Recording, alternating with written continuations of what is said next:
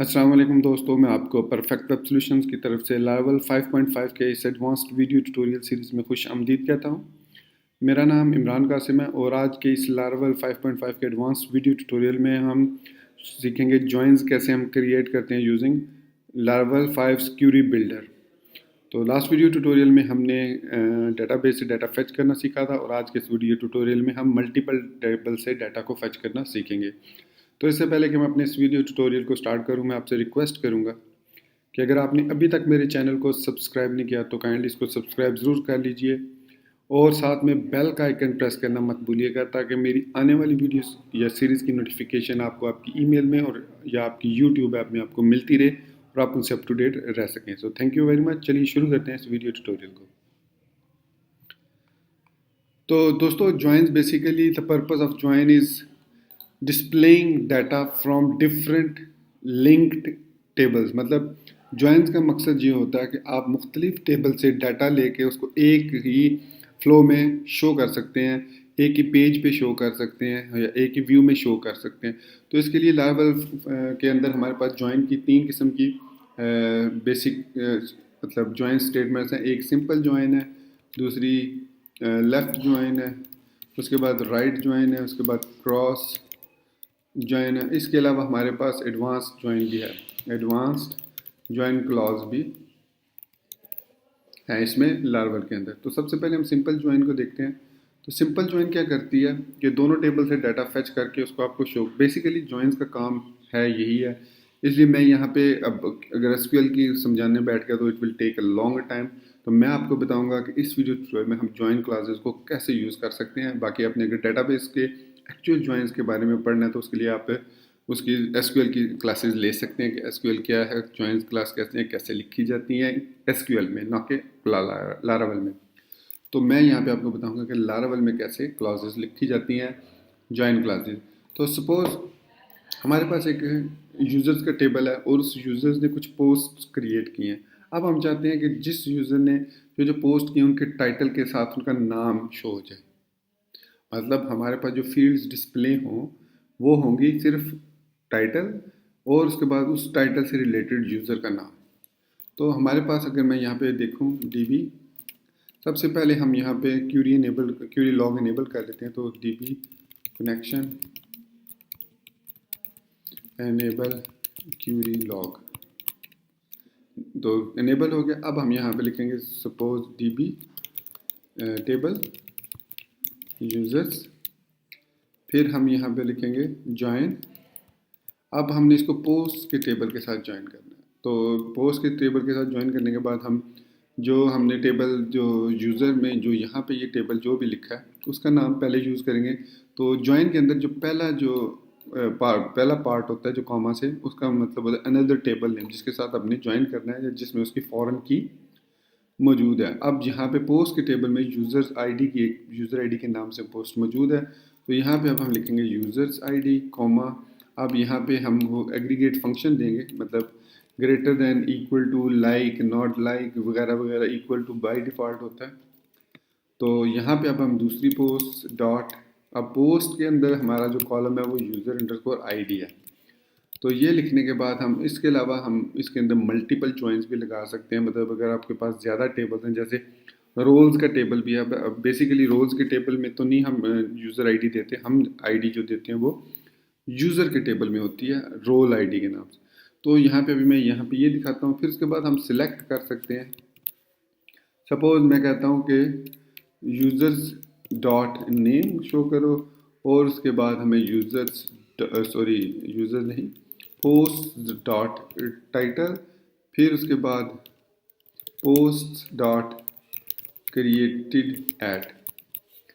तो उसके बाद हम यहाँ पे गेट लिखेंगे क्योंकि इसमें मल्टीपल पोस्ट आ सकती हैं या मल्टीपल एक। अब यहाँ पे हमने यूज़र्स के टारगेट किया यूज़र के कॉलम को, तो इसका मतलब है कि ये दोनों को ज्वाइन करेगा और उसके बाद डेटा डिस्प्ले करेगा। मैं इंटर प्रेस करता हूँ तो यहाँ पे अब आप देख सकते हैं कि ये यूज़र्स मतलब ये जो क्रिएटेड ऐड है ये पोस्ट की क्रिएटेड ऐड है। उसके बाद आप देखते हैं हर नेम के साथ उसके करस्पॉन्डिंग टाइटल जो है वो डिस्प्ले। अब ये टाइटल जो है ये आ रहा है पोस्ट के टेबल से, नेम आ रहा है यूज़र्स के टेबल से और ये क्रिएटेड ऐड आ रहा है दूसरे पोस्ट के टेबल से। इसी तरीके से इस ज्वाइन के साथ अगर हम सिंपली लेफ़्ट ज्वाइन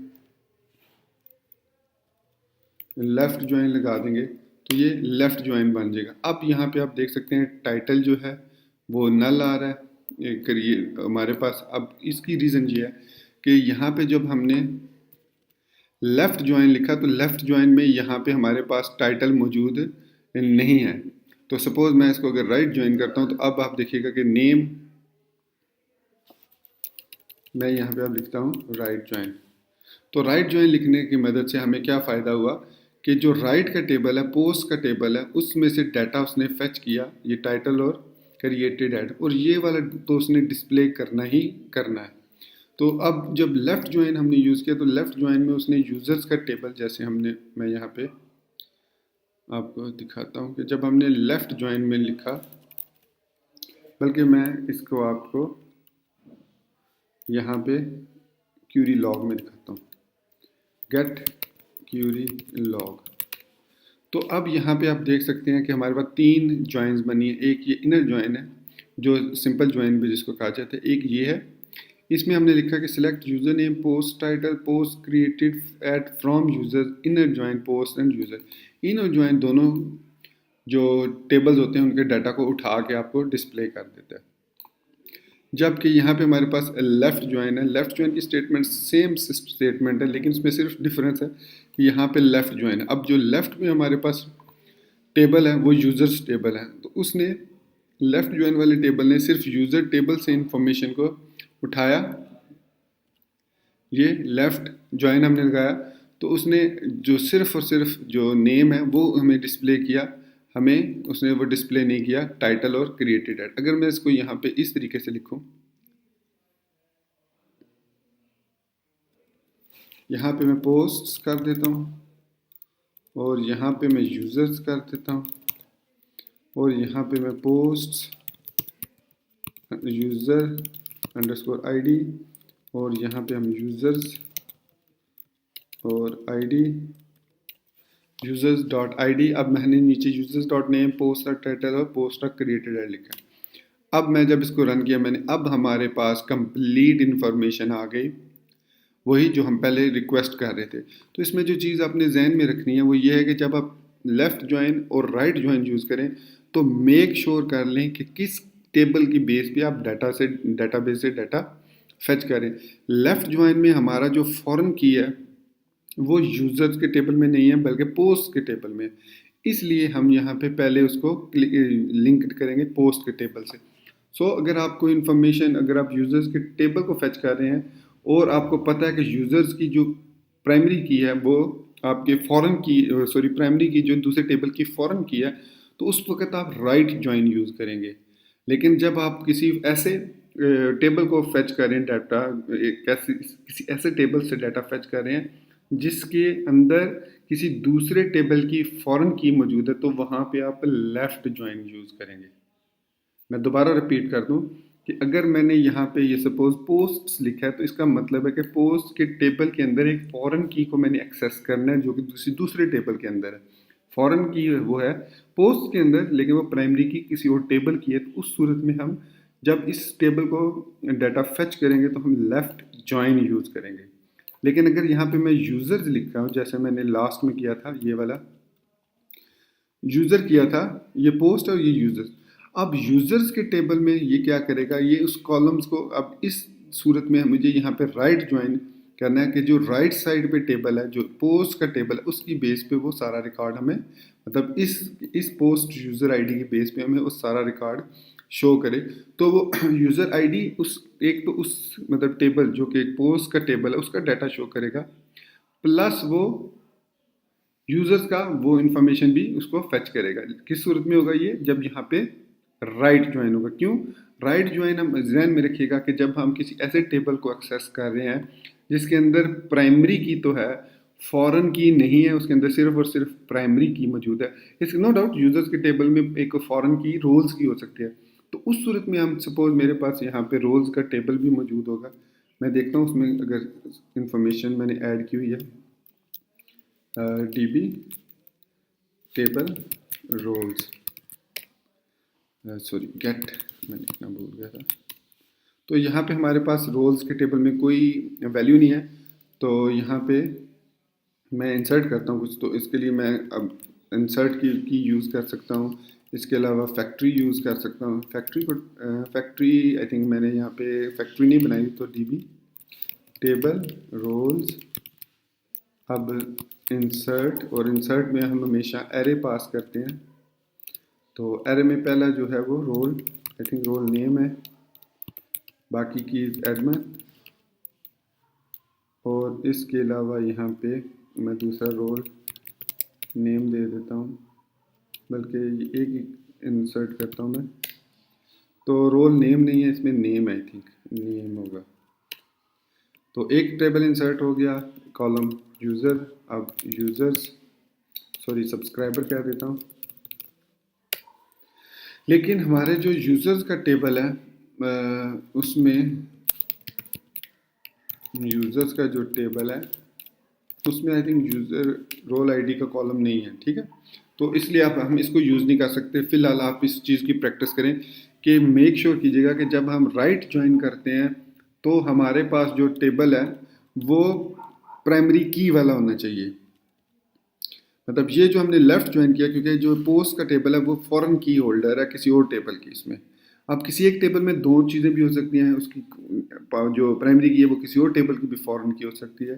तो समझाने का आप शायद आप इसको अच्छी तरह समझ गए हैं या नहीं, लेकिन अगर आपको नहीं समझ आई तो आप नीचे कमेंट्स के सेक्शन में मुझे ज़रूर बताइए, क्योंकि मैं अपनी पूरी कोशिश कर रहा हूँ आपको समझाने की कि जब हम यूज़र्स के टेबल से पोस्ट का टेबल, किसी प्राइमरी की वाले टेबल से किसी ऐसे टेबल को एक्सेस कर रहे हैं जिसके अंदर टेबल के अंदर उस प्राइमरी टेबल की फॉरेन की मौजूद हो, तो उस सूरत में लेफ़्ट ज्वाइन जो है सही काम नहीं करेगा। उस सूरत में वो उस पोस्ट के टेबल को जो हमने जिससे ज्वाइन करें उसकी वैल्यूज़ शो नहीं करेगा। आप देख सकते हैं टाइटल और क्रिएटेड एट नल है, क्योंकि यूज़र्स के टेबल में हमारे पास जो यूज़र्स का टेबल है वो हमारे पास ऐसा टेबल है जिसके अंदर प्राइमरी की है, और पोस्ट का ऐसा टेबल है जिसके अंदर फॉरेन की है यूज़र्स की।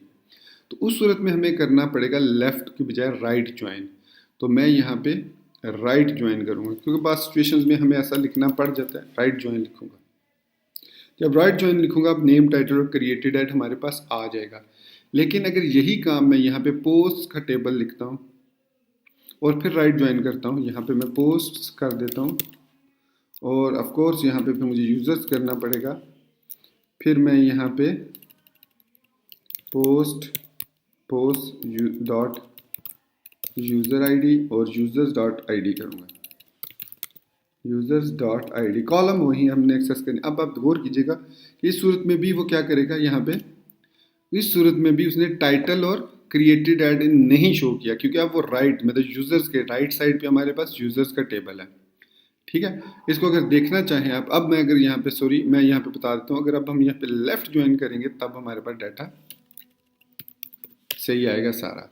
अब अगर मैं यहाँ पे डीबी, बल्कि मैं एक दफ़ा डीबी फ्लश कर लूँ इसको, फ्लश क्यूरी लॉग, एक दफ़ा इसको मैं लॉग को, अब मैं इसको दोबारा एग्जीक्यूट करता हूँ, इसको लेफ़्ट ज्वाइन वाले को और फिर मैं राइट ज्वाइन वाले को। अब ये दोनों मैंने एग्जीक्यूट की। अब मैं यहाँ पे लिखता हूँ डीबी गेट क्यूरी लॉग। तो अब यहाँ पे हमारे पास ये लेफ़्ट ज्वाइन है और ये राइट ज्वाइन है। आप देख सकते हैं दोनों स्टेटमेंट्स को।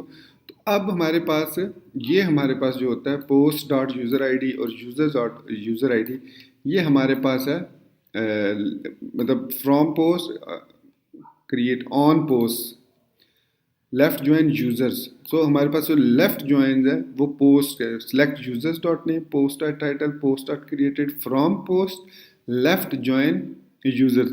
मतलब यहाँ से यूज़र्स के टेबल से वो लेफ़्ट ज्वाइन कर रहा है पोस्ट के टेबल के साथ, और यहाँ पे वो राइट ज्वाइन कर रहा है यूज़र के टेबल से पोस्ट के टेबल के साथ। तो इस तरीके से हमारे पास जो इन्फॉर्मेशन आती है जब हम राइट ज्वाइन करते हैं, तो हमारे पास जो इन्फॉर्मेशन है वो कुछ इस तरीके से डिस्प्ले होगी।